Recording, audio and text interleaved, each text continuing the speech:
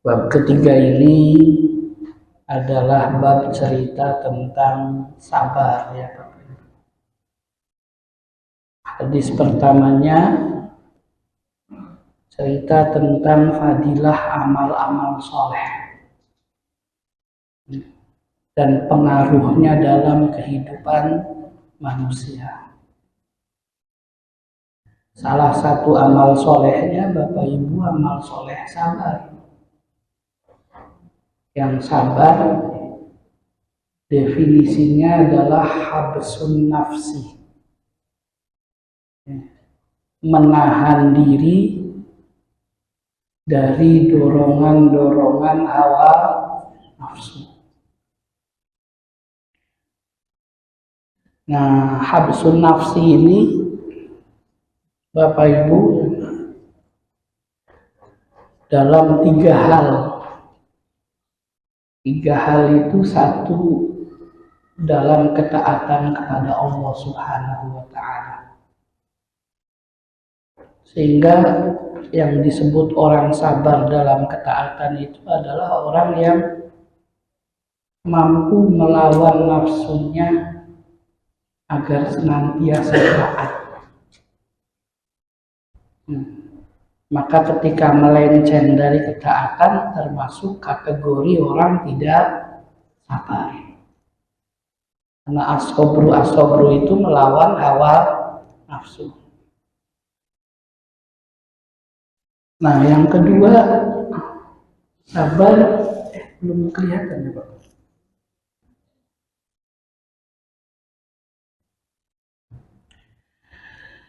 Yang kedua ya para jamaah, yaitu sabar dalam tarkul ma'asi, dalam meninggalkan kemaksiatan. Sabar dalam meninggalkan kemaksiatan ini ya. Coba Pak, belum laptop saya ya Pak. Yaitu seseorang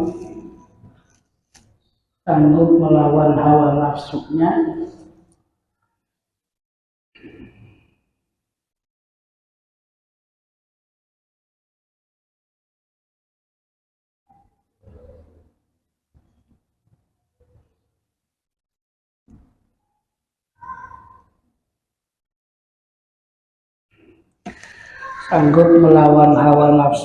ya para jamaah untuk tidak bermaksiat kepada Allah Subhanahu wa Ta'ala. Sehingga ketika bermaksiat ya maka kategorinya orang tidak sabar. Yang ketiga para jamaah rahimani wa rahimakumullah, sabar dalam menghadapi musibah, yaitu pembagian sabar. Yaitu ya, orang sanggup melawan hawa nafsunya agar tidak mencela takdir saat diuji oleh Allah lewat kalimat inna lillah wa inna ilaihi raji'un. Nah, itu pengantarnya Pak. Hadis pertama ini hadisnya riwayat Imam Muslim dari sahabat Abu Malik Al-Asy'ari. Abu Malik Al-Asy'ari ini nama aslinya adalah Al-Harith bin Asim radhiyallahu anhu. Qala Rasulullah sallallahu alaihi wasallam, Rasulullah sallallahu alaihi wasallam bersabda, at-tahuru syatrul iman. Makanya tadi temanya amal-amal soleh yang keistimewaannya mempengaruhi kehidupan manusia. Amal soleh yang pertama adalah bersuci, Pak. Nah, kalau an-nazafatu minal iman itu juga hadis, tapi di riwayat lain. Saya pernah menemukannya dalam kitab hadis. Tapi an-nadzafatu dengan at-tahuru itu hal berbeda.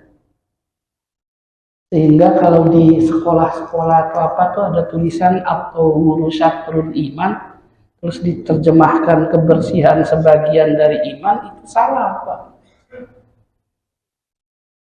Seperti itu. Karena tahur itu bukan bersih, tapi suci. Ada yang kemudian suci itu tidak ada kaitannya dengan bersih, Pak. Misalnya hadas kecil. Ya, di antara hadas kecil itu tidur. Hadas kecil itu apa? Tidur, para jamaah. Maka Rasul mengatakan, man nama falyatawaddu. Siapa yang tidur wajib wudu, kecuali tidurnya orang duduk. Itu pembahasannya di fikih. Maka orang habis tidur itu walaupun badannya bersih, nggak ada najis, disebut tidak suci. Tidak suci dari hadas. Nah, yang kaitannya dengan iman itu, salah satu hadis sahihnya adalah tahur, bersuci, bukan bersih. Kenapa bersuci itu bagian daripada iman? Karena iman itu dikuatkan lewat jalur amal soleh. Dan separuh amal soleh syaratnya bersuci. Contoh di rukun Islam saja, para jamaah.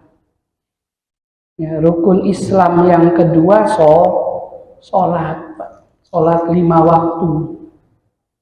Maka sholat itu salah satu syaratnya ya thaharah. Di Quran Allah berfirman, wa ma kana Allahu liyudhi'a imanakum. Allah tidak akan menyia-nyiakan sholat kalian dengan bahasa iman. Sholat punya hadas kecil tidak sah sholatnya. Punya hadas besar apa lagi? Ada najisnya ya tidak sah. Maka salah satu bagian daripada syarat sholat yang menyebabkan sholat tidak sah adalah bab thaharah. Masalah suci. Naik, habis sholat rukun Islam yang ketiga apa Pak? Zakat ya, apa puasa? Zakat ya, para jamaah. Nah, zakat mungkin karena bukan ibadah badan, nggak ada kaitannya dengan thaharah.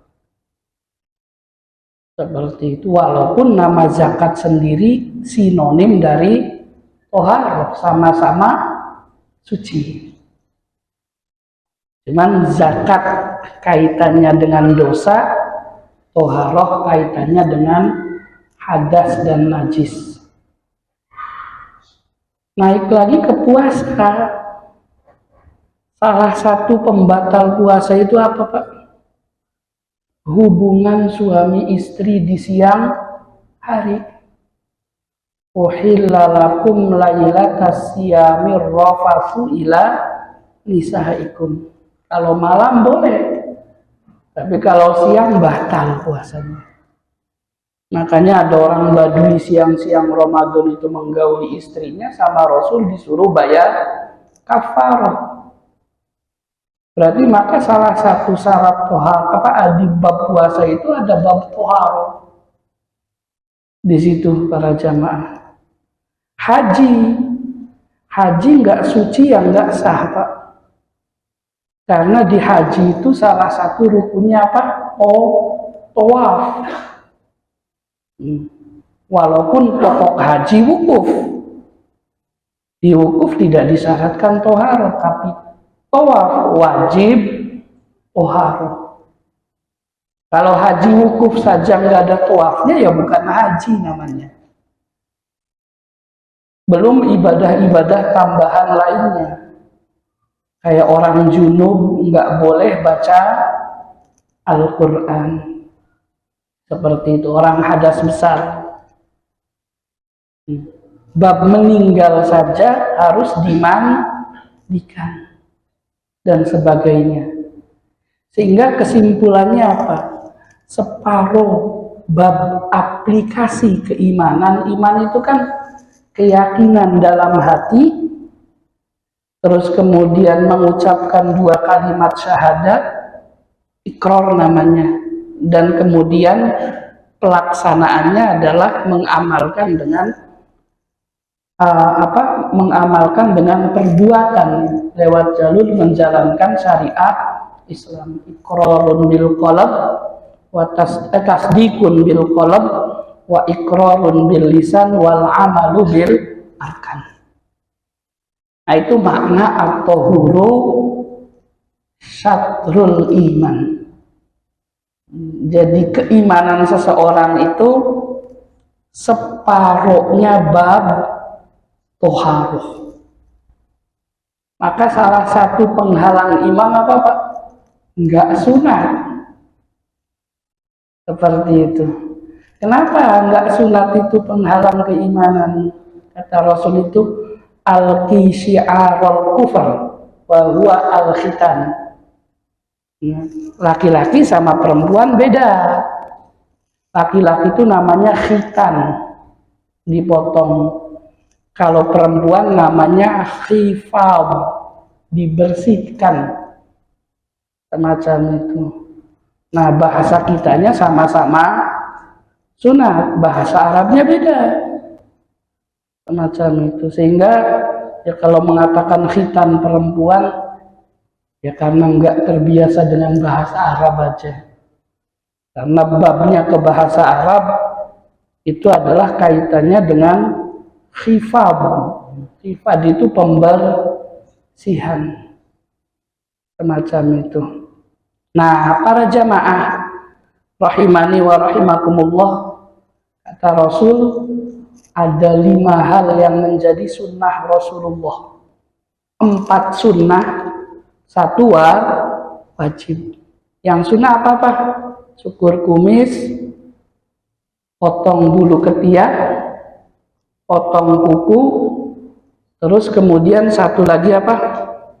Cukur bulu kemaluan. Hadisnya qassus sarim, taklimul adhafir, halqul anah, natful ibdi. Walaupun natful ibdi artinya nyabutin kan, dan macam-macam. Yang 1 yang wajib apa? Khitan, Bapak Ibu rahimani wa rahimakumullah. Itu kaitannya dengan bab toharoh, Pak. Jadi kalau orang wudu kumisnya tebal, itu kumisnya wajib digini-gini, Pak. Biar airnya masuk ke kulit. Kalau enggak batal sholatnya, batal wudunya. Maka sama Rasul diperintahkan untuk cukur kumis. Nah, tapi kan bisa digosok-gosok kayak gini, ya udah nggak apa-apa, nggak dosa kalau nggak cukur kumis, kan kayak gitu Pak. Yang penting pada saat wudhu airnya masuk ke dalam, ke kulit, semacam itu.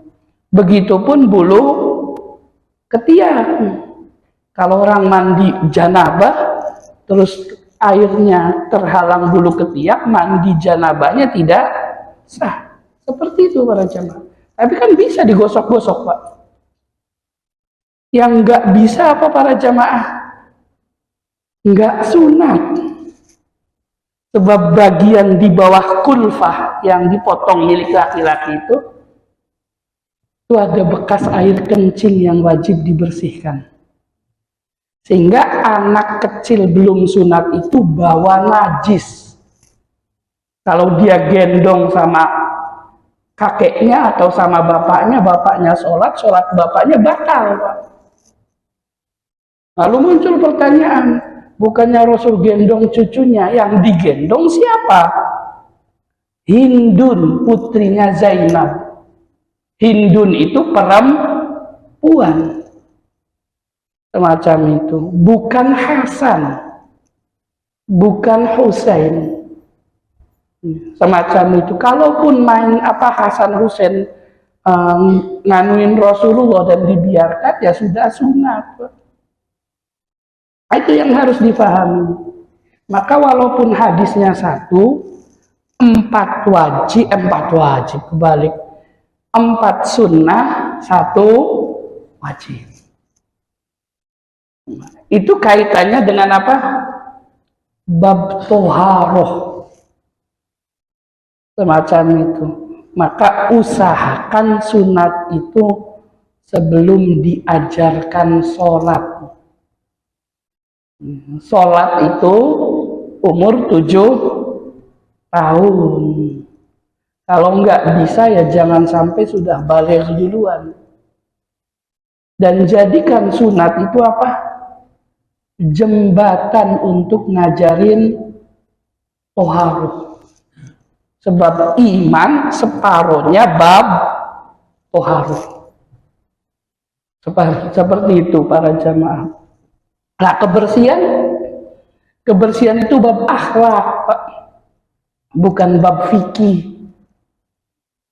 Orang kalau kotor, tandanya akhlaknya kurang baik para jamaah. Kenapa akhlaknya kurang baik ya Pak? Karena innallaha jamil yuhibbul jamal. Allah itu indah, mencintai keindahan. Nazif yuhibbun nazafah. Ya, bersih, mencintai kebersihan. Tapi sholat dalam kondisi baju kotor, ya sah-sah saja Pak. Asal suci, karena kotor dan suci hal berbeda. Masjidnya suci tapi kotor, nah itu bab akhlak tuh Pak. Sehingga sholatnya sah di masjid tersebut tapi nggak nyaman. Seperti itu. Ketidaknyamanan ini membuat tidak khusyuk. Kalau habis makan jengkol, kalau orang Arab makan bawang, ya sebaiknya jangan sholat berjamaah, ganggu samping, Pak. Kan seperti itu. Itu babnya apa? Bab akhlak, tidak bab fikih para jamaah. Ya sholatnya sih sah saja, tapi kan sampingnya sambil gini-gini terus para jamaah. Gara-gara baunya bau samping, maka mau berjamaah ya pakai minyak wangi, pakaian yang bagus. Dalam Al-Quran itu khudzu zinatakum inda kulli masjid. Pakailah pakaian terbaikmu saat berangkat ke masjid untuk sholat, semacam itu, biar enak. Nah, Bapak Ibu rahimani wa rahimakumullah, sehingga kemudian ya, salah satu agar nyaman sholat itu ya salah satu faktornya adalah kebersihan, tapi tidak jadi syarat. Sama orang sholat kotor itu Pak, dengan orang sholat tapi cuman sekedar nutup aurat. Misalnya imamnya cuman tidak pakai kaos tuh Pak, pakai sarung cuman pusar sampai tutup. Gimana perasaan bapak-bapak? Dan semacam itu. Ya sholat sisa, kata Pak imamnya saya sudah tutup aurat.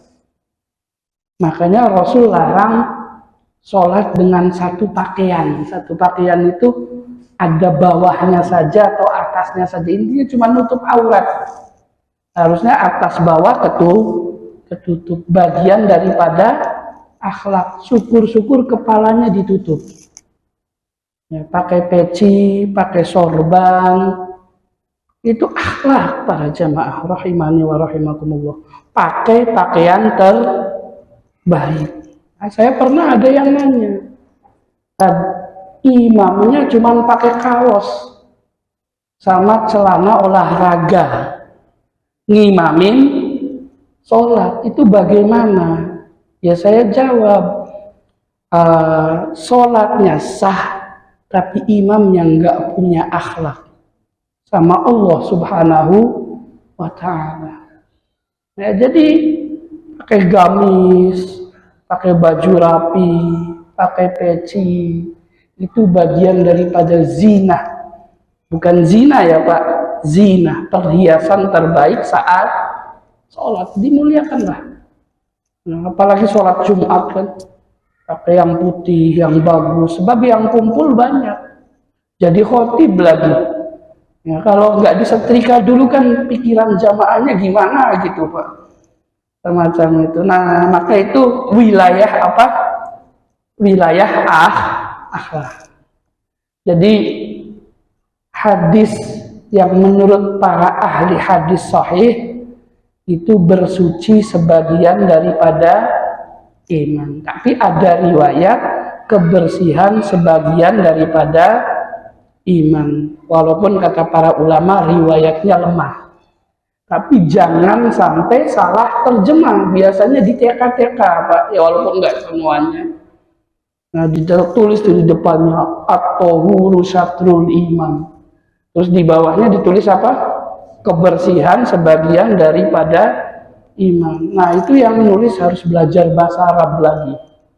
Karena toharoh dengan nazofah hal berbeda. Semacam itu. Baik. Nah kemudian walhamdulillah tamlaul mizannya para jamaah. Memuji Allah itu beratin timbangan. Nah di hadis itu ada hadis gini para jamaah. Innallaha la yardo al-aqlah an ya'kula al-mar'u al-aqlah fahamidahu. Jadi kalau ada seorang hamba ya Pak, makan satu suapan terus baca alhamdulillah setelah satu suap. Normalnya orang itu kan bilang alhamdulillah kalau sudah kenyang satu piring Pak. Ini makan sesuap saja alhamdulillah. Dengan hal kecil itu muji Allah. Kata Allah dalam hadis qudsinya ya, mengatakan aku ridho pada dia. Kalau Allahnya ridho, ya insya Allah ahli surga. Karena radhiyallahu anhum wa radu an. Orang-orang ahli surga itu diridhoi Allah dan dia ridho dengan takdir Allah. Itu salah satu dahsyatnya alhamdulillah para jamaah. Namanya syukur mulut Pak. Seperti itu. Syukur mulut itu wa amma binikmati rabbika fahaddits itu para jamaah bukan cerita ke orang Pak. Nah, kalau cerita ke orang belum tentu orang yang diceritain senang Bapak Ibu. Pak sini kayak gitu. Kenapa? Ini nih saya baru beli Alphard baru. Kesel kan kawannya. Seperti itu ya saya tahadus bini aja. Cash belinya kayak gitu. Nah semacam itu kan. Oh hebat ya Pak, Masya Allah dalam hatinya, mudah-mudahan bangkrut kan kayak gitu bahkan. Kadang ya para jamaah, kenapa? Karena tidak semua orang dengar orang membanggakan hartanya itu belum, tidak semua orang senang para jamaah. Semacam itu. Makanya di surah Yusuf itu ketika Nabi Yusuf cerita ke bapaknya, inni ro'aitu ahada asyara kaukaba wasyamsa wal qamara ro'aituhum li sajidin. Kan kayak gitu Bapak, saya lihat ada 11 bintang, ada rembulan, ada matahari sujud ke saya. Sujudnya sujud hormat ya Pak, kayak orang ruku semacam itu. Ini gimana Pak? Apa jawab Nabi Yakub Pak bapaknya? Qala ya bunayya la taksus ru'yaka. Jangan cerita-cerita ya. Ya, kayak gitu. Ala ikhwatika fayaqidu laka kaidah. Nanti dengki urusannya panjang. Enggak cerita aja dengki beneran kan. Tuh, semacam itu. Maka kemudian salah satu yang dihindari itu apa? Jangan terlalu bangga dengan kenikmatan yang Allah berikan dengan banyak bercerita pada orang. Itu bukan tahadus bin nikmah Pak.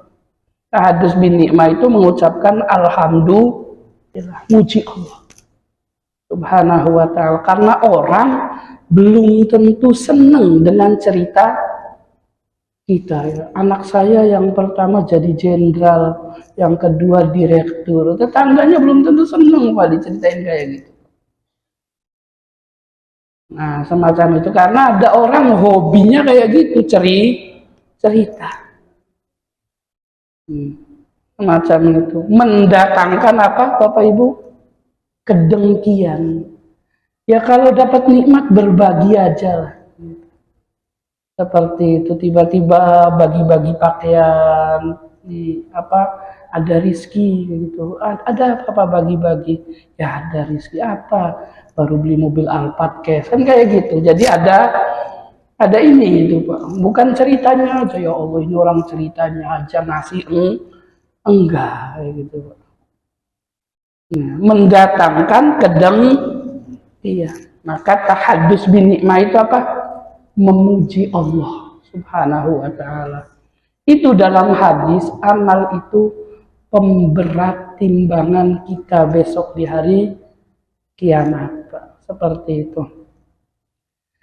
Nah, kemudian wa subhanallah walhamdulillah tamla'ani ma bainas samawati wal ardi. Maha suci Allah atau mensucikan Allah dari apa Bapak Ibu? Dari segala macam kekurangan. Kadang kita itu sudah bertauhid Pak, tapi belum bertasbih. Seperti itu. Masih kadang mensifati Allah dengan sifat-sifat manusia. Sifat kurang. Saya pernah ditanya Bapak Ibu sama seorang jamaah ya. Ustaz, Allah Subhanahu wa ta'ala mampu nggak menjadikan dirinya sebagai manusia? Seperti itu. Pertanyaannya gitu, disangkanya pertanyaan berat Pak, padahal enggak sama sekali. Kenapa? Jawabannya ada di tasbih. Bukan Allah tidak mampu Pak, menjadikan dirinya manusia, tapi Allah itu maha sempurna dari kekurangan. Kalau merubah dirinya, merubah diri Allah jadi manusia, Allahnya jadi apa Pak? Penuh kekurangan, karena manusia tidak ada yang sempurna. Tidak layak Allahnya jadi Tuhan kalau jadi manusia. Jadi bukan tidak mampu, tapi mustahil. Macam itu. Karena manusia siapapun, bahkan bukan manusia lah, mau malaikat, mau ya seluruh yang di alam semesta ini. Asal makhluk berarti punya kekurangan, punya keterbatasan. Kalau Allah maha sempurna itu dalam syariah apa? Tasbih. Ya, mensucikan Allah dari segala macam ketidaksempurnaan. Dan yang bertasbih siapa Bapak Ibu? Seluruh makhluk. Yusabbihu lillahi ma fis samawati wa ma fil ardh. Ya, kita kadang sudah mengesahkan Allah Pak, tapi kadang masih nyifati Allah atau mensifati Allah dengan kekurangan. Saya kasih contoh sederhana. Khusyuk tuh Pak, menghadirkan Allah kata dia. Maksudnya menghadirkan Allah apa? Allahnya saya hadirkan di depan, berarti nggak ada di belakang Allah. Kan kayak gitu Pak. Berarti Allahnya jadi apa? Jadi kecil, cuma ada di depan. Gedean bumi di belakang ada, di depan ada. Padahal pas takbir Allahu Akbar, Allah yang paling besar, lebih besar dari langit, lebih besar dari bumi, lebih besar dari alam semesta. Kok dikecilkan semacam itu oleh pikiran dia? Nah terus nanya lagi, terus kalau pengen khusyuk gimana? Ya gampang. Tinggal baca saja bacaan sholatnya yang benar. Misalnya Allahumma ba'id baini wa baina khotoyaya. Bukan Allahumma ba'id baini wa baina. Ya gimana mau khusyuknya? Tenang aja enggak. Semacam itu. Keburu baca Fatihahnya Bismillahirrahmanirrahim. Sehingga kalau jahar pelan, Kalau sir cepat tuh Pak. Saya berani jadi imam tapi sholat zuhur lah, kenapa? Lebih susah juga zuhur daripada maghrib, sebab praktek tajwid itu lebih mudah jahar daripada sir Pak. Semacam itu. Baca pelan itu yang susah apa? Tajwidnya, meletakkan makhrajnya, ya, meletakkan sifatul hurufnya. Seperti itu. Kalau jahar kan enak. Bismillahirrahmanirrahim. Tapi kalau pelan Pak, agak berat. Nah, disangkanya jadi imam sholat zuhur lebih ringan gak kelihatan manusia, tapi berat tanggung jawabnya di hadapan Allah Subhanahu wa Ta'ala. Di situ para jamaah, emang kita sholatnya buat manusia.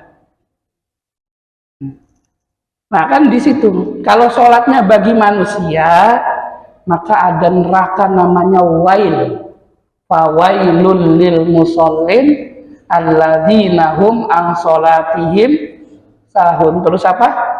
Walladzina hum yuraun. Orang-orang yang sholatnya karena manusia, bukan karena Allah Subhanahu wa Ta'ala. Mau isya ya para jamaah? Cukup dulu Pak tanggungnya. Terus kemudian wassolatu nur, singkat-singkat ya Pak. Sholat itu cahaya. Kenapa cahaya Pak? Karena dalam Al-Quran inna sholata tanha anil fahsya'i wal munkar. Jadi cahaya kita itu ya sholat salah satunya. Kita enggak zina, kita enggak nipu, itu salah satu bentengnya apa? Sholat. Makanya ada sahabat Nabi, malamnya ahli apa? Siangnya ahli sholat, malamnya tukang nyuri. Oh bukan, itu yang baca Quran. Siangnya Pak suka zina kecil. Zina kecil itu ya kayak pegang-pegang. Terus kemudian itu ada di tafsir ya Pak. Suka ngeliatin yang tidak halal segala macam, tapi malamnya ahli tahajud. Ditanyakan ke Rasulullah, apa jawab Rasulullah? Satanhahu sholatuh. Kalau dia terus sholat, lihat saja dia akan taubat dari zina kecilnya. Kalau enggak, sholatnya yang kalah. Itu makna inna sholata tanha anil fahsya'i wal mungkar. Nanti ada titik satu sholat yang membuat dia berhenti dari maksiat. Ya sholatnya sholat yang mana? Atau yang kalah, kemaksiatannya numpuk, sholatnya yang kalah. Berhenti sholatnya, pensiun Pak. Bukan karena mati, tapi karena ahli maksiat. Itu makna as-sholatu nur. Ya, was-sodaqoh burhan. Sodaqoh itu bukti keimanan. Hartanya milik siapa Pak? Milik Allah Subhanahu wa Ta'ala.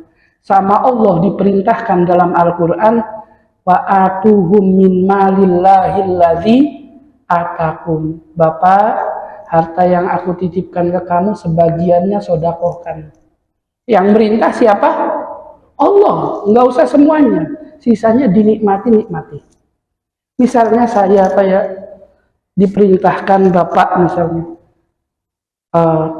saya titip duit ya 500.000, saya pegang Pak.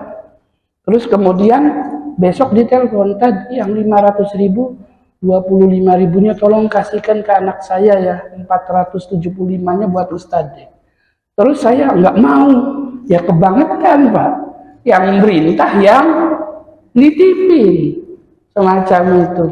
Nah, sodako itu gitu. Ya. Orang yang beriman yakin harta ini milik Allah, kita hanya manfaatin, semacam itu. Ketika Allah perintahkan ya Pak untuk dikasihkan ke yang berhak, ya maka kita karena yakin hartanya milik Allah, kapan saja Allah ambil, dengan kebakaran, dengan ya macam-macam lah jalan ngambilnya Allah, termasuk dengan mewafatkan kita sehingga hartanya diwaris, semacam itu. Allah gampang ngambilnya itu, walaupun jadi miliarder. Semacam itu. Kalau Allah miskinkan, yang miskin. Semacam itu. Dengan caranya Allah. Kata Allah kasihkan. Ya kita nurut, Pak. Dikasih sebagiannya. Ketika sudah dikasih, di ayat lain Allah cerita. Innal musaddiqina wal musaddiqati wa aqradullaha qardun hasanah yudha'afu lahum walahum ajrum karim. Harta yang kamu kasihkan itu, yang kamu sedekahkan itu hutangku ya, kata Allah. Tak kurang apa tuh, Pak? Nanti saya bayar berlipat-lipat dan saya siapkan surga untukmu. Hartanya harta siapa? Allah. Allah minta sebagian kecilnya disedekahkan, sisanya dinikmati. Yang disedekahkan Allah mengatakan itu hutangku. Itu kan firman Allah, wa atuhum, dan berikan ke mereka min malillah, dari harta Allah, allazi atakum, yang Allah amanatkan, titipkan ke kalian. Maka Rasul mengatakan dengan jelas, as-shadaqah burhan. Kalau orang beriman sedekah. Iman itu tidak identik dengan pelit. Tapi memberi secara berlebihan juga tidak baik para jamaah, sehingga sedang aja semacam itu. Maka yang disuruh beri sebagian kecilnya. Maka orang beriman ya dia akan mensodakohkan hartanya. Itu makna wasodakoh burhan. Sodakoh itu dalil keimanan. Nah, sabarnya baru coba wasobro, dia ya Pak. Sabar itu cahaya kehidupan. Salah satu sumber kebahagiaan ya sabar, Pak. Makanya kemudian Allah berfirman, wa basyiris sobirin, kasih kabar gembira pada orang yang sabar. Alladzina idza asobathum musibah qalu inna lillahi wa inna ilaihi rojiun. Jadi kalau misalkan dapat ujian, ya dia santai. Ya Allah, saya nggak pernah buat ini. Anaknya meninggal, saya nggak pernah buat anak. Berhubungan berkali-kali dengan istri saya juga, kalau engkau tidak jadikan, nggak jadikan. Yang buat anak siapa? Allah. Kalau engkau ambil ya silahkan, hak engkau ya Allah. Cuman karena saya lagi agak sedih, tolong kasih pahala atas musibah ini dan berikan gantinya yang lebih baik. Itu kan ajaran Rasulnya gitu. Allahumma ajurni fi musibati wa akhlif li khairam minha. Saya ikhlas ya Allah, semuanya milik engkau dan kembali ke engkau. Tapi saya pengen dikasih pahala atas kehilangan ini. Dan saya minta gantinya yang lebih baik. Kasusnya siapa? Ummu Salamah. Ketika Abu Salamah, Abdullah al-Mahzuni wafat, dan kata Ummu Salamah, itu suamiku yang paling ganteng, ya namanya juga suami kan Pak ya, paling soleh, tapi ikhlas, diganti sama Allah apa? Rasulullah Shallallahu Alaihi Wasallam. Semacam itu. Ada orang gitu Pak, kawan motornya hilang, ya udahlah, mungkin kehendak Allah, sama Allah diganti beli mobil Avanza. Ya, Pak, ini beneran. Mobil Avanzanya hilang lagi di sawit Pak, di Pekanbaru sana. Sama Allah 6 bulan kemudian dia sanggup beli Fortuner. Nah itu orang sabar tuh, salah satu contoh saja. Semuanya milik Allah ya kembali ke Allah. Cuman minta pahala sama ganti yang lebih baik. Kan namanya manusia pengen nikmat, pengen nikmat dunia, nikmat akhirat. Yang sudah hilang ditangisi juga nggak bakalan balik. Emang kalau nangisnya teriak-teriak anaknya hidup lagi? Enggak ya gitu, enggak juga. Ya sudah, ikhlaskan saja. Nah sehingga hidupnya tenang. Itu sabar dia. Sabar itu cahaya semacam itu. Wal Qur'anu hujjatun laka au alaika. Quran itu kitab hidayah. Bisa jadi dalil antum selamat nanti di akhirat, bisa jadi dalil antum ahli neraka. Maka belajar Al-Quran agar kita selamat Pak. Ya, kata Rasul itu, saya tinggalkan kalian kitab Allah, aturan Islam, biar kita berpegang, biar selamat di dunia dan selamat di akhirat. Tapi kan orang kalau sudah emosi ya Pak, kalau sudah ketutup ya dikasih ayat berapapun nggak nerima. Semacam itu, misalnya bab waris dikasih ayatnya karena udah emosi mengatakan udah bagi rata aja biar adil, kan kayak gitu. Sehingga kemudian menganggap hukum Allah enggak adil, menggugat kemahaadilan Allah. Disangkanya bab waris pakai hukum syar'i kurang adil. Ya sehingga diancam sama Allah masuk neraka. Seperti itu. Kenapa bagi warisnya sama rata? Biar lebih adil kan. Nah, kan kayak gitu. Berarti yang dibagi Allah belum adil. Nah, terus fabai'un kullun nas ya, setiap manusia yardu ya, dia akan bergerak. Fabai'un nafsahu ya, famu'tikuha aw mubikuha ya. Nah, orang kita ini kan lagi berbisnis ya Pak, semacam itu. Berbisnis ke Allah Subhanahu wa taala, ada yang bisnisnya sukses sehingga selamat akhiratnya. Ada yang akhiratnya digadaikan dengan dunia. Namanya zolim pada diri sendiri. Hadis-hadis ini ya, cerita tentang beberapa amal soleh yang kalau kita istiqomah, insya Allah kehidupan kita akan bahagia di dunia dan di akhirat. Ada sholat, ada toharo, ada sabar, ada sodako, ada Quran, ada macam-macamnya semacam itu, termasuk yaitu alhamdulillah. Baik, sudah Isya ya Bapak Ibu, perlu ada ini enggak Pak? Cukup ya. Baik, terima kasih. Wallahu a'lam bishawab. Subhanakallahumma wa bihamdika asyhadu an la ilaha illa anta astaghfiruka wa atubu ilaik ya. Saya siapkan 39 slide Pak, baru dibaca 4. Tapi ya mudah-mudahan manfaat lah.